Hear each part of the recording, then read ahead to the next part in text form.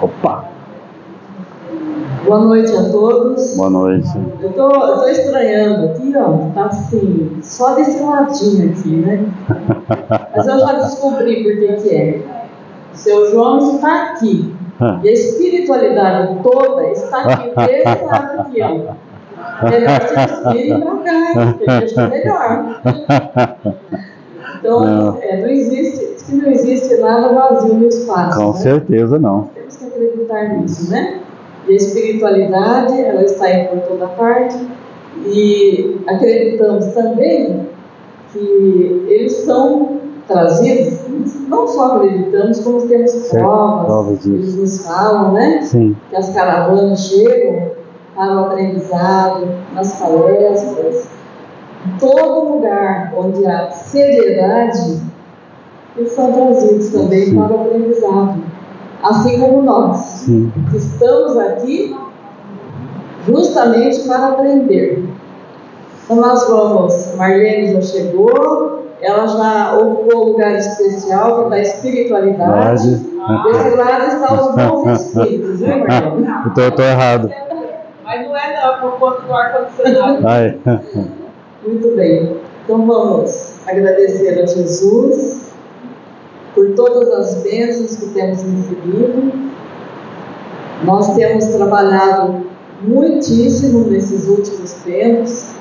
É um evento em cima do outro. Mas, graças a Deus, nós estamos conseguindo fazer com muito amor e Jesus tem abençoado muito. Por isso nós queremos agradecer. Pai nosso que estais nos céus, santificado seja o vosso nome. Venha a nós o vosso reino. Seja feita a vossa vontade, assim na terra como nos céus. O pão nosso de cada dia nos dai hoje. Perdoai as nossas ofensas, assim como nós perdoamos a quem nos tem ofendido. E não nos deixeis cair em tentação, mas livrai-nos, Senhor, de todo o mal, tanto do corpo como do espírito. Que assim seja, Senhor. Então nós agradecemos a presença de todos e também somos gratos pela presença do seu João. Obrigado, eu que agradeço. João do quê? Desculpa que eu não peguei. João Vicente. João Vicente. Eu não peguei a informação toda, viu, dona Nilson? Seu João Vicente, que veio trazer os ensinamentos de hoje para nós. Então, o senhor fique à vontade, seja obrigado. Muito bem-vindo. Obrigado. Obrigado, moça. Obrigado.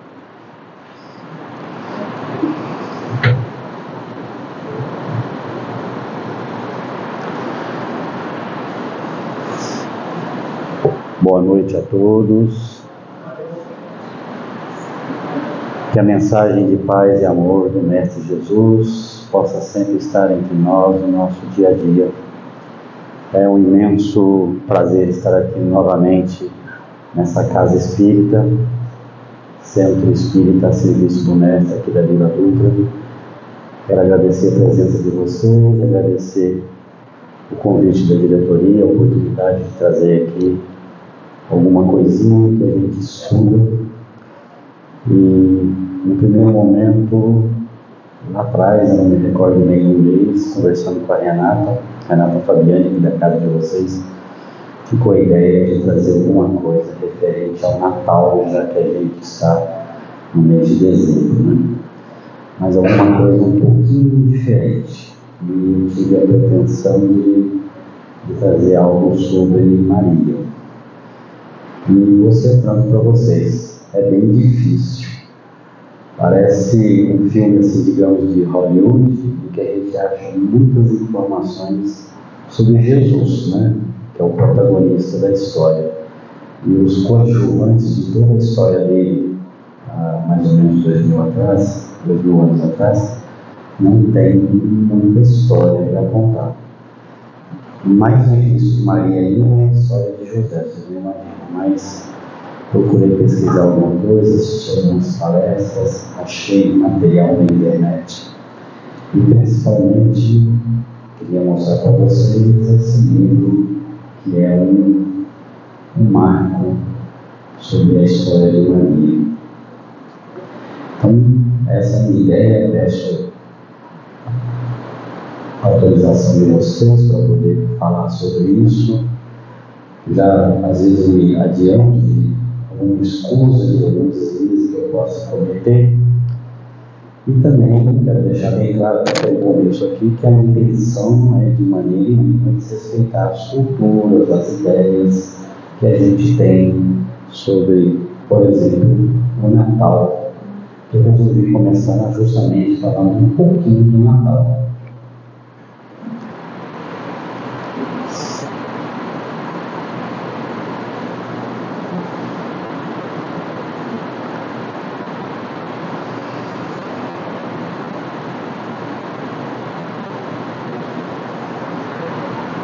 Há alguns anos atrás, essa musiquinha chegava a ficar, a gente falava, até o cachorro assobiava cantando essa música da Simone, né? Mas não é sobre essa música, não, se você puder passar por favor. Hoje a gente vive o Natal dessa maneira. Alguns anos atrás eu tentei mudar em casa um certo ritual de montar a árvore de Natal. Nunca tive, acho que na infância talvez a minha família montava presépio, né? Mas eu quis mudar um pouco, comprei na internet a imagem do menino Jesus numa manjedoura e tentei ensinar isso aos meus filhos. Mas eles não montavam, eles iam lá e montavam uma árvore de Natal. E como surgiu o Natal, né? Então eu trouxe hoje talvez os principais ícones que nós temos no Natal hoje. São presentes, a ceia, a árvore de Natal e o Papai Noel. Então, primeiramente, o Natal surgiu de festas pagãs. E olha que coisa interessante. A data do Natal, 25 de dezembro, o nascimento do Cristo Salvador, o nascimento do Salvador, foi criado no segundo século BC, ou seja, depois de Cristo, mais ou menos no ano de 274. O imperador romano, Aureliano, determinou que se comemorasse essa data, que já tinha uma comemoração, que era o Deus do Sol. O Sol é entendido como o maior Deus, e o cristianismo, principalmente católico, sempre pregou que Jesus é Deus, um pouquinho diferente do nosso entendimento. E a igreja já católica nessa época, deixa eu ver se eu tenho o nome aqui do Papa. Eu tinha visto o nome do Papa, me esqueci, Júnior, no século III, que ele realmente regulamentou que 25 de dezembro foi o nascimento do Cristo. Naquela visamos uma jogada que hoje nós falaríamos de marketing, né? Como já havia essas festas pagãs, ele só mudou a denominação e continuou justamente porque ainda as religiões politeístas eram muito fortes nessa época. Então, aproveitando, a igreja já crescendo, o povo determinou que essa data foi o nascimento do Cristo e começou-se a comemoração. E aí, sobre esses ícones que nós usamos hoje muito, né? Talvez nesses quatro que eu trouxe hoje, sei que há muitos mais em outras culturas, mas acho que nas nossas são os ícones mais fortes que nós temos. O único que poderia ter alguma ligação realmente com o Cristo ou com o nascimento de Cristo são os presentes, que representaria os 3 reis magos, né? Que foram até a manjedoura e presenciaram e reverenciaram o nascimento do aquele que seria o nosso Salvador, o verdadeiro Rei dos Reis. A árvore de Natal foi introduzida no meio natalino pela Alemanha no século VIII. O Papai Noel, todo mundo achou que mais conhece, né? Que é São Nicolau, veio de origem turca no século IX, e aí depois eu não vou falar, mas a as roupas dele não eram aquela dali, aí tem uma companhia de refrigerante muito famosa, que embarcou em 1930 alguma coisa e alterou a cor da roupa do Papai Noel, que era verde, e ele não era palmeirense, e colocou de vermelho e associou os seus produtos, principalmente na época de Natal, para a venda. E hoje a gente tem uma gama de propagandas baseadas, né? Vermelho, Papai Noel, família, ceia, felicidade, Coca-Cola.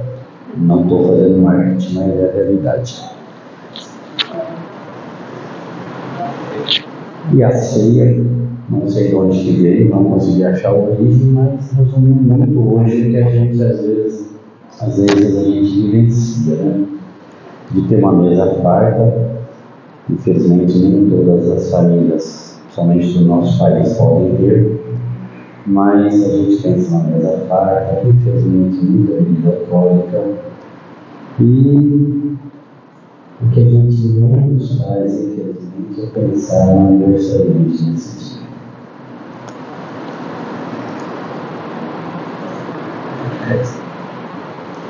Bom, mas então, o que os estudos nos falam sobre o nascimento de Cristo? É muito interessante.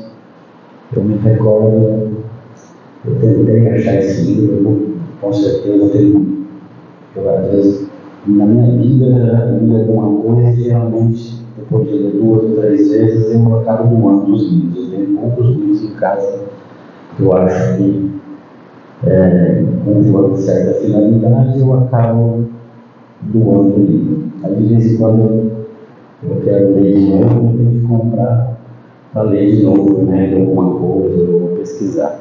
E eu não me recordo desse livro, é o livro Espírita, que fala realmente sobre o nascimento de Jesus. Não foi no ano 0, né, nós estamos na era cristã, 2023, então seria nascido no ano 0. Na realidade, isso aí está 4 a 5 anos atrasado, tá? E há um estudo dos chineses, olha só, chineses já nessa época lá, de que a posição das estrelas, principalmente da chamada estrela guia, que era o cometa, deve ter ocorrido no ano, narrado, né, pela ciência mesmo da época, no ano 5 depois de Cristo. Ou seja, realmente as datas batem de que o nascimento de Cristo foi um pouquinho antes do que a gente comemora, digamos assim. E não foi no mês de dezembro, esse calculo foi entre março e abril. São curiosidades que eu trouxe para vocês, que na realidade não muda nada a fé, ou melhor ainda, a crença que a gente tem que ter no Salvador. O ano em que ele nasceu, o dia, a hora, onde, é o que menos importa. O que importa, com certeza, são as atitudes dele, as palavras dele para conosco.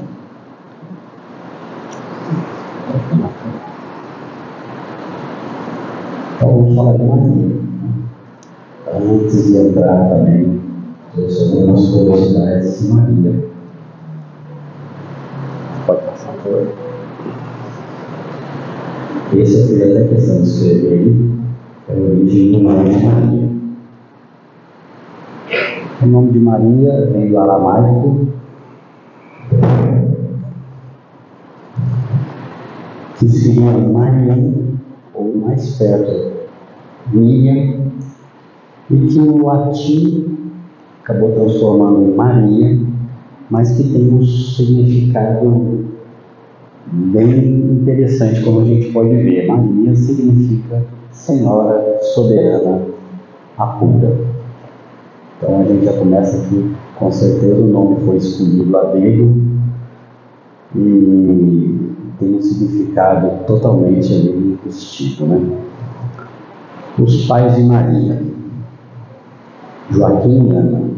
Na realidade, esses nomes todos que eu vou citar são nomes latinizados, tá, pessoal? O nome dele era Eli e o dela seria Aide, Aizis, alguma coisa assim. em aramaico. Eu não falo aramaico, mas eu vi que o nome é mais ou menos isso daí. Inclusive poderia ser Eli ou Jacó, o nome do pai, do vovô de Jesus. E que pela Igreja Católica são os santos São Joaquim e Santa Ana. Gravidez de Maria. Maria era uma coisa muito comum na época, deve ter engravidado de Jesus mais ou menos com 13, 14 anos. Muito normal isso, naquela época.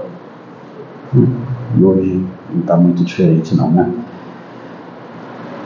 E aí achei uma publicação muito interessante do próprio Kardec, na Revista Espírita de 1862, janeiro de 1862, sobre a questão da gravidez de Maria, que tanto às vezes se fala sobre uma possível virgindade, castidade, assim, né, que seria a fecundação pelo Espírito Santo, pelo próprio Deus. E há controvérsias aí sobre isso, mas segundo Kardec,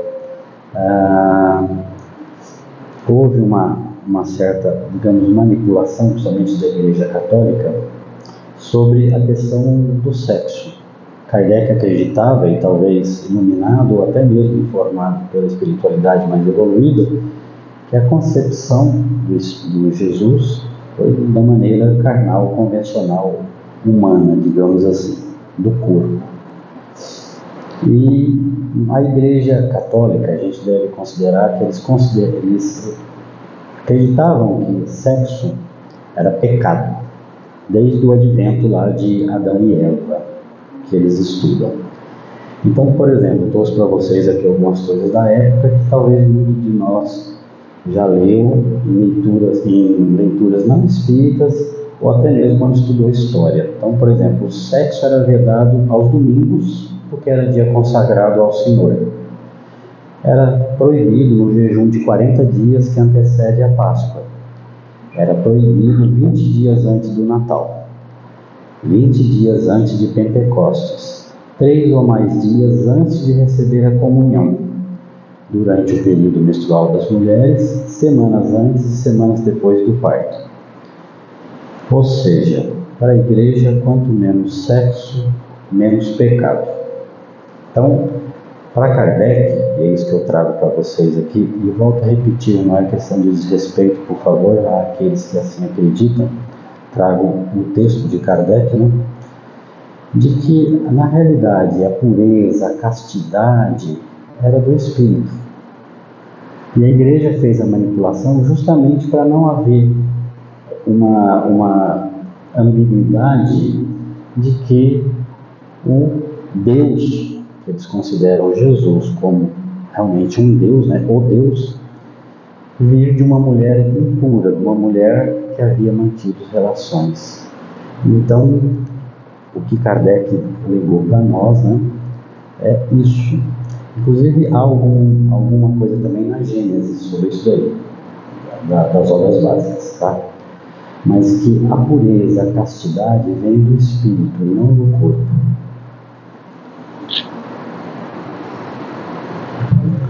Oração de Ave Maria. Todos nós já devemos ter feito essa oração. E de onde ela veio? Achei muito interessante. Sinceramente, eu não sabia. Foi desse livro que eu descobri. A gente começa: Ave Maria, cheia de graça, Senhor é convosco. Não é isso? Aí a gente vai em Lucas, que é onde faz essa citação, que é da Anunciação, quando o Espírito Gabriel se apresentou a Maria e anunciou que ela seria a mãe do Salvador, a mãe do Cristo. Então, há algumas diferenças das Bíblias, né, conforme a tradução, mas então seria Ave Maria, que o ave era uma salvação, tipo Salve Maria, Oi Maria, Boa Noite Maria. A gente deve lembrar do ave César, né? Ave Maria, cheia de graça. E aí havia um outro termo também que ele usava, engravecida, alguma coisa assim, que ela quer dizer que era uma iluminada, que era um ser puro, né? e que o Senhor está contigo, o Senhor é seu, você é do Senhor. Então, essa é a primeira frase da oração de Ave Maria, que foi criado pela Santa Matilde de Hackenborg, uma irmã beneditina, entre 1240 e 1298, uma freira, né, da Igreja Católica, usou essa frase. E a segunda frase: bendita és tu entre as mulheres e bendito é o fruto do teu ventre. E a gente cumprimenta Jesus. Maria tinha uma prima chamada Isabel, que quando Gabriel fez a anunciação da futura gravidez de Maria, anunciou também que Isabel, sua prima, já estava no 6º mês de gravidez. Maria não sabia disso. E depois, daqui a pouco eu vou entrar nessa anunciação de novo, mais para frente, quando eu falar do Espírito de Maria, que é o que nos interessa, né? Foi visitar a prima. E a gente deve lembrar que não era assim a coisa, né?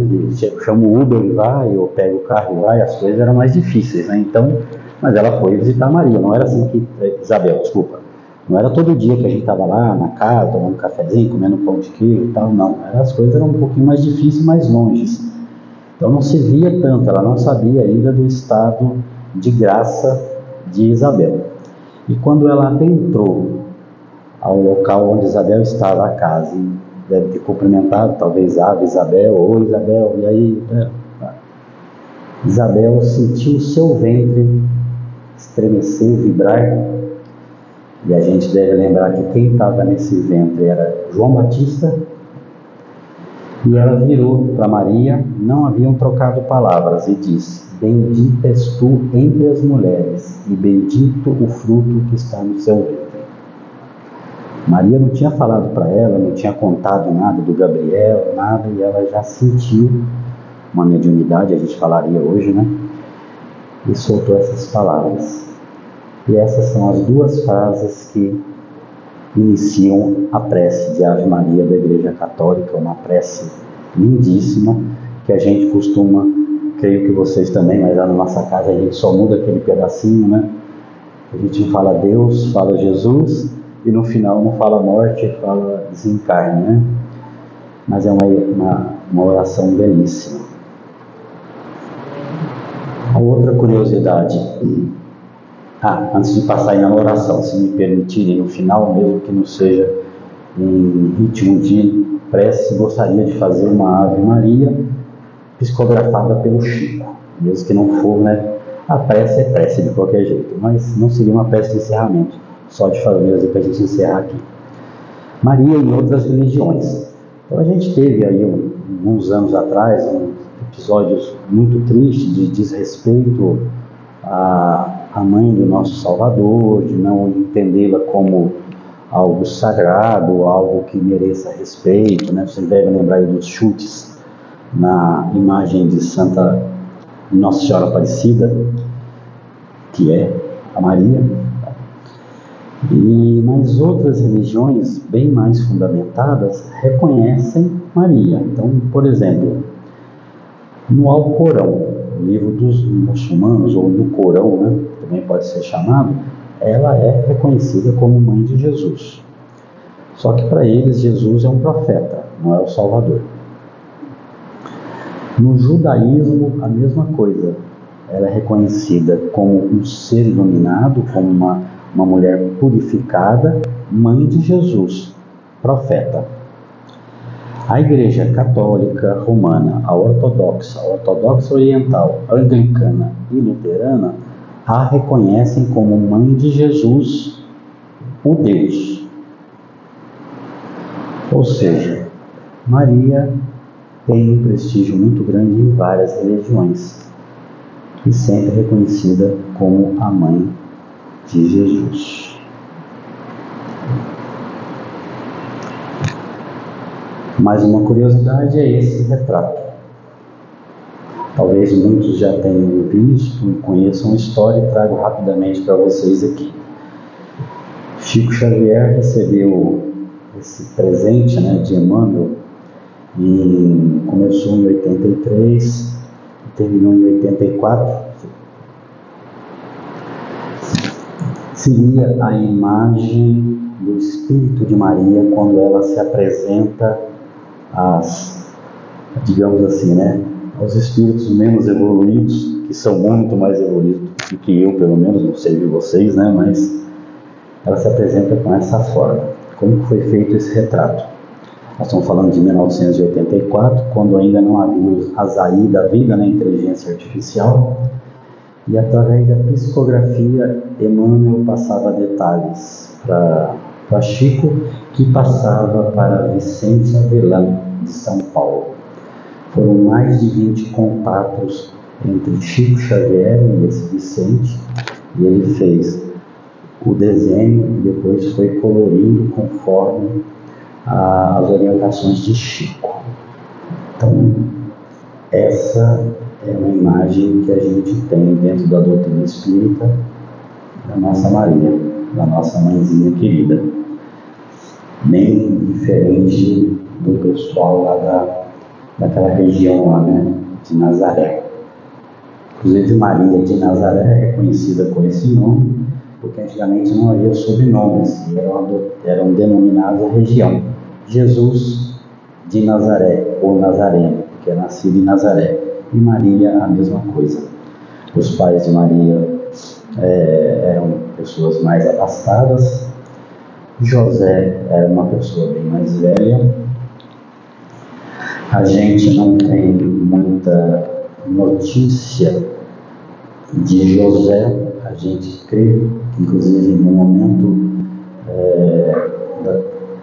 da crucificação do Cristo, José já tinha desencarnado, ele era mais velho que Maria, um homem bem mais velho.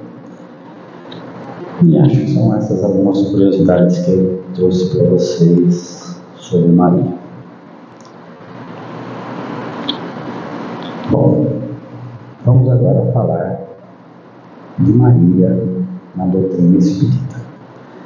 E entre vários adjetivos que eu poderia usar, várias explicações, eu resolvi trazer 2 fatos para a nossa reflexão.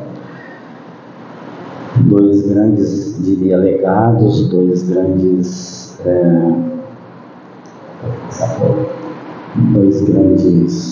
antes de passar, foto de Maria lá na casa do Chico lá, não sei se alguém já visitou lá o memorial, tá lá. Eu não sei se é a obra original, porque seria uma coisa muito valiosa, digamos assim, mas tá lá.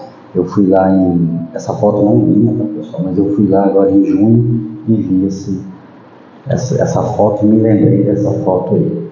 Mas eu não pude perguntar para o Eurípides se é original. Eu acredito que não é, porque realmente é uma coisa que deve ser guardada a 7 chaves, né? Essa foto. Então, começamos aí. O que a gente mais ouve na doutrina espírita? Que Jesus é um espírito deveras elevado, que é para nós um modelo de homem, um modelo a ser seguido.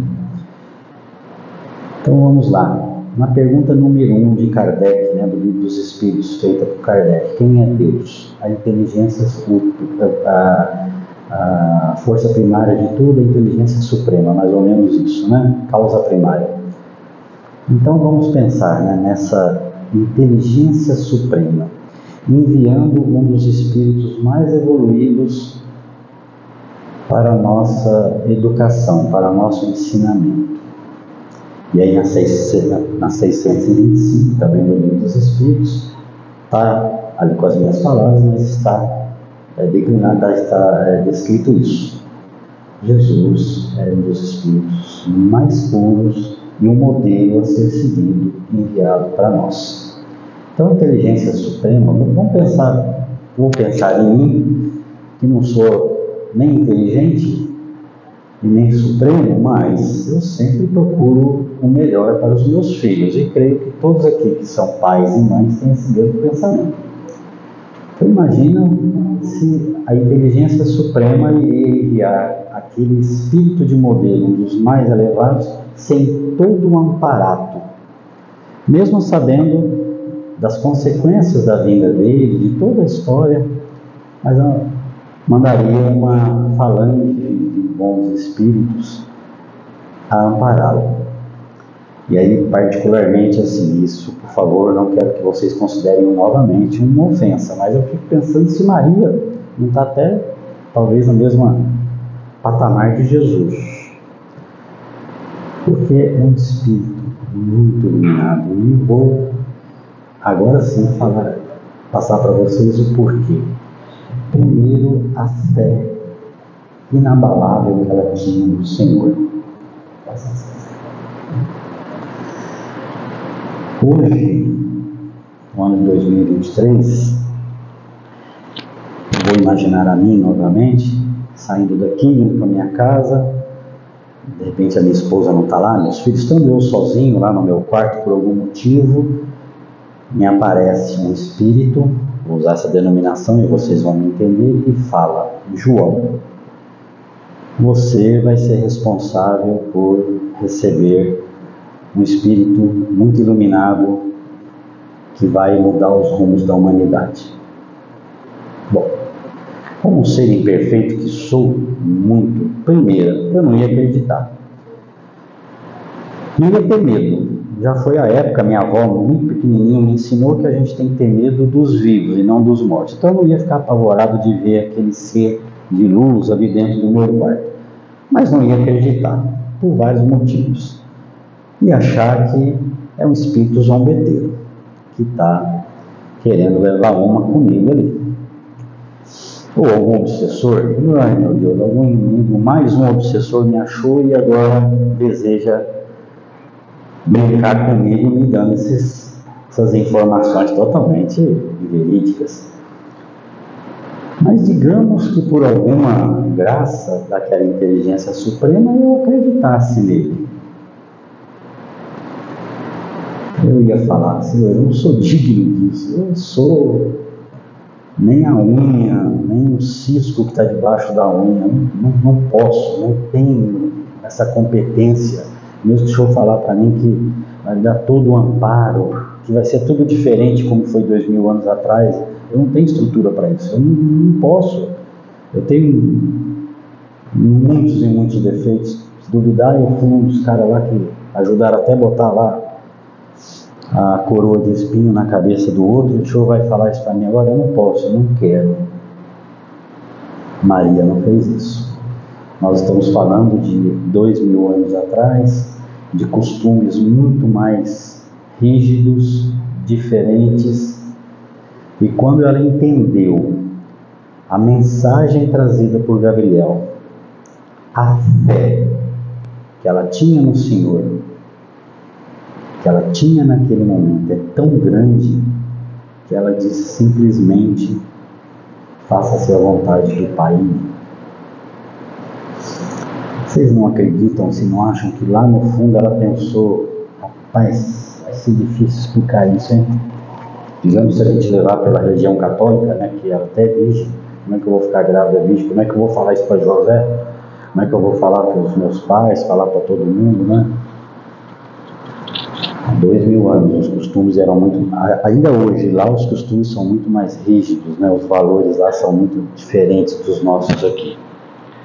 Mas ela não titubeou. Ela se apresentou para o trabalho. Estou pronta. Serei essa pessoa, essa mãe que vai receber o Salvador. Inclusive Gabriel já anuncia até o nome, Jesus. Então a fé de Maria é incrível. E aí, nesse livro, Humberto de Campos, creio que logicamente amparado pela espiritualidade muito evoluída, porque a gente não tem essas informações nas Bíblias sagradas, e digo as Bíblias porque há várias traduções, né? Narra o sofrimento de Maria, né? Por exemplo, quando Jesus foi preso e começou todo o martírio dele, na realidade ele narra a preocupação de Maria quando Jesus ainda era uma criança de 12 anos, porque ela já sabia quem era aquela criança. Logo depois que ele vai naquela passagem no templo, que ele conversa com os doutores da época lá, que ele expõe as ideias dele, faz perguntas e colocações difíceis, ela percebe o que ela tem ali em mãos e o coração dela aperta. Ela é mãe.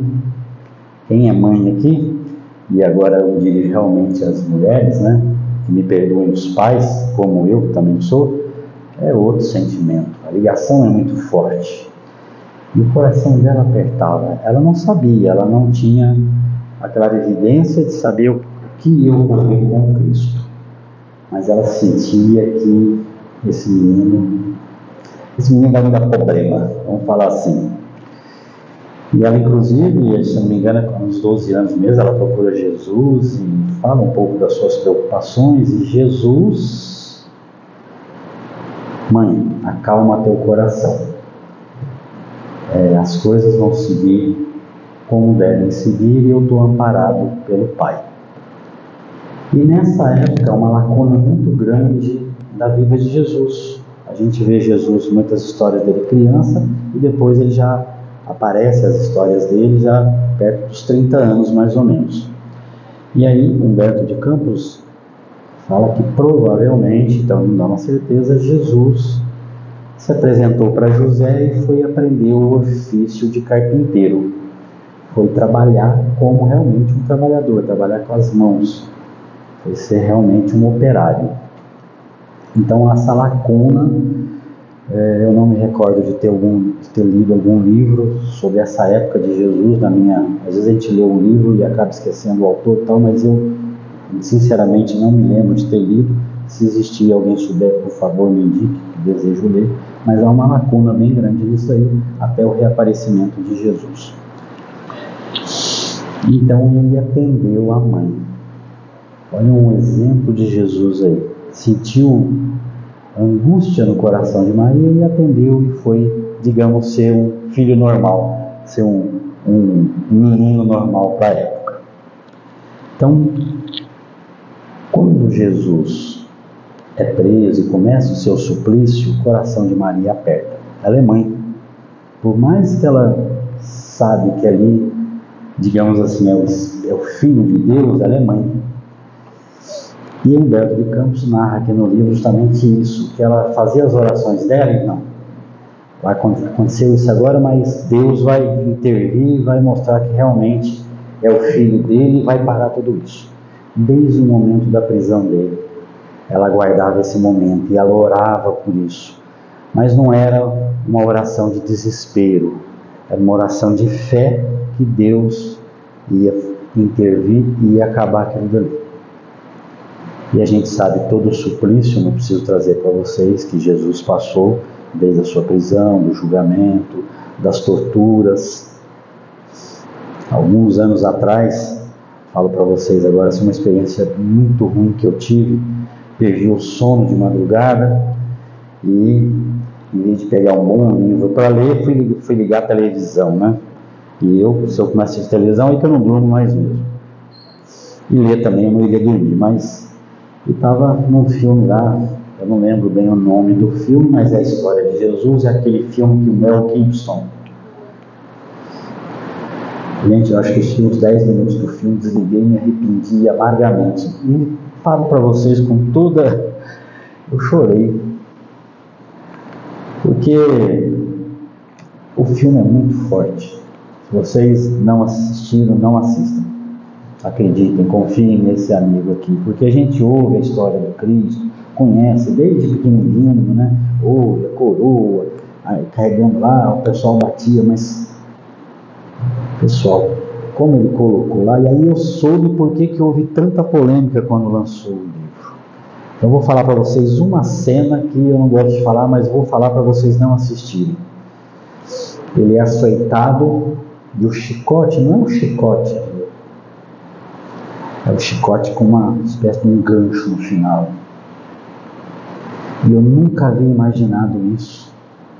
Nunca. Então me doeu. Chorei muito, porque provavelmente, assim, se eu tivesse vivo, eu estaria lá, não sei se chicoteando ele, mas gritando Barrabás. Então foi muito forte para mim.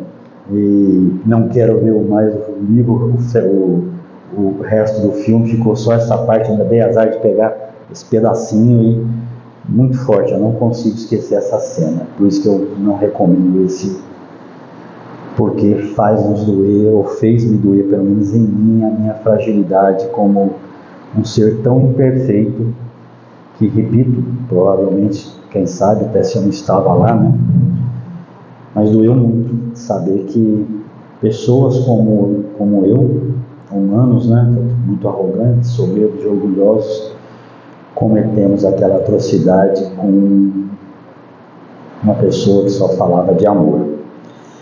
Então, não recomendo. Mas eu não estou aqui para falar de filme, né? Porque não sou Rubem Evaldo Filho para fazer críticas. O segundo grande legado de Jesus, de Maria, é justamente nesse momento em que Cristo está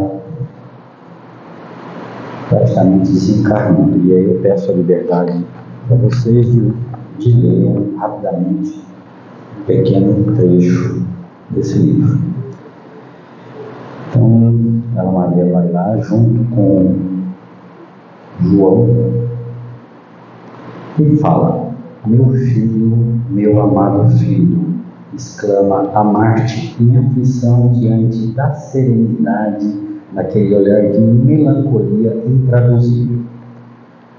O Cristo pareceu meditar no auge de suas dores, mas, como se quisesse demonstrar, no instante derradeiro, a grandeza de sua coragem e a sua perfeita comunhão com Deus, replicou com significativo aumento de olhos vigilantes: mãe, eis aí teu filho. E dirigindo-se de modo especial com leve aceno ao apóstolo João, diz: filho, eis aí a tua mãe.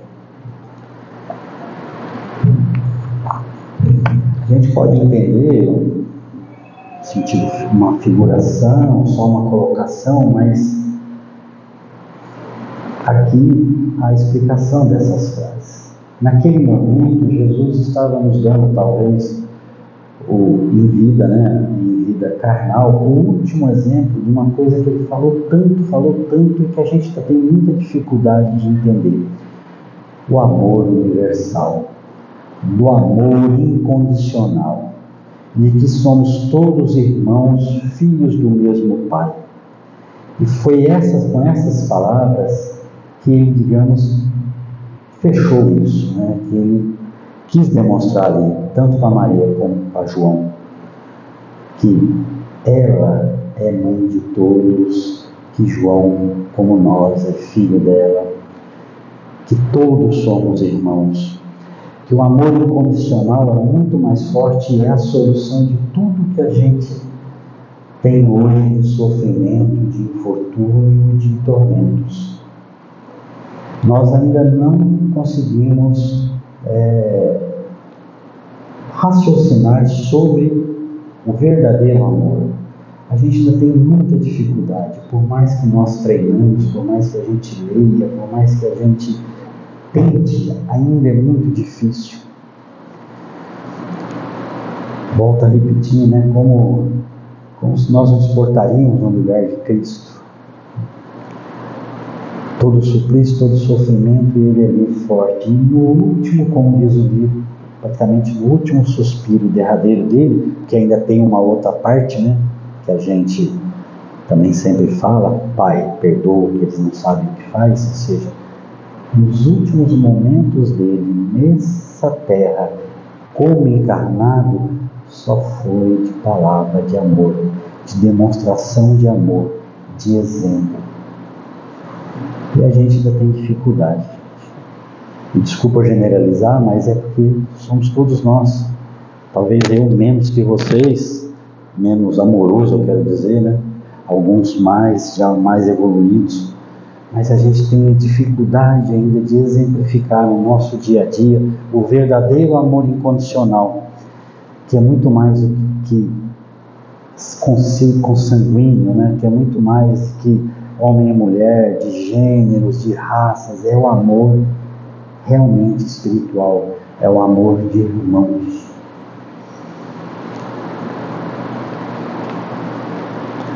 Maria hoje, pelo que a gente tem conhecimento, e esse está no livro Memórias de um Suicida, né? Que é um clássico. Espírito muito evoluído, que não, praticamente podemos assim entender que não há mais necessidade de um trabalho tão terreno, vamos dizer assim. Mas ela é Maria, por isso que eu falo para vocês da evolução espiritual de Maria, se não está assim muito próxima realmente a do Cristo. Há uma legião de trabalhadores, e esse é o nome mesmo, que se chama Legião dos Servos de Maria, que agem no socorro dos desencarnados e no todos desafortunados e sofredores. Por isso a gama tão grande de, e aí eu vou agora pegar uma parte da Igreja Católica, de devotos das Nossas Senhoras que existem aí pelo mundo, né? Não só da Nossa Senhora Aparecida, e porquê de tantos milagres e tantas realizações. Há uma gama enorme, uma falange enorme de espíritos que trabalham a mando, né, de Maria, sob a autoridade de Maria. Há também o Hospital Maria de Nazaré, enorme, que também trata desses sofredores no campo espiritual. E principalmente ela se dedica muito àqueles que muitas vezes a gente entende, né, como talvez um dos maiores sofredores, que são aqueles irmãos que praticam, que atentam contra a própria vida, os suicidas. A Maria, não vou dizer pessoalmente, mas dirige e mantém toda a sua energia, mantém um grande trabalho com esses irmãos. A gente que fala que tenta entender um pouquinho da doutrina espírita, né, sabe do grande sofrimento desses irmãos. E Maria, muito mais evoluída do que nós, não só entende, mas procura ajudá-los de uma maneira mais direta. Então, esse espírito muito evoluído, que eu tentei trazer um pouquinho aqui para vocês hoje, continua ainda o seu trabalho incansável lá em cima, olhando por nós, nos atendendo à medida do possível, fazendo um trabalho como uma verdadeira mãe de todos nós, espíritos aqui encarnados. Para encerrar, peço a autorização de ler ou fazer a prece psicografada por Chico, e onde ele enumera as virtudes de Maria de uma maneira bem poética, digamos assim, mas é muito bonita a prece. E começa assim: Ave Maria, Senhora do amor, que ampara e redime, ai do mundo se não fora a vossa missão sublime. Cheia de graça e bondade, e por vós que conhecemos a eterna revelação da vida em seus dons supremos. O Senhor sempre é convosco, mensageira da ternura, providência dos que choram na sombra das desventuras. Bendita sois vós, Rainha, estrela da humanidade, rosa mística da fé, lírio puro da humildade. Entre as mulheres sois vós, a mãe das mães desválidas, nossa porta de esperança e anjo de nossas vidas. Bendito o fruto imortal da vossa missão de luz, desde a paz da manjedoura, as dores além da cruz. Assim seja para sempre, ó Divina Soberana, refúgio dos que padecem nas dores da luta humana. Ave Maria, Senhora do amor, que ampara e redime, ai do mundo se não fora a vossa missão suprema. Obrigado a vocês, uma boa noite a todos.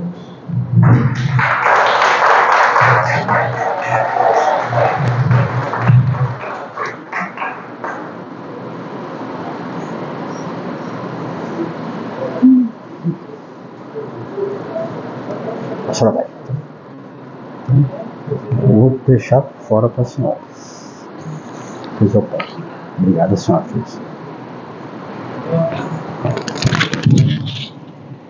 Nós agradecemos por tantos ensinamentos maravilhosos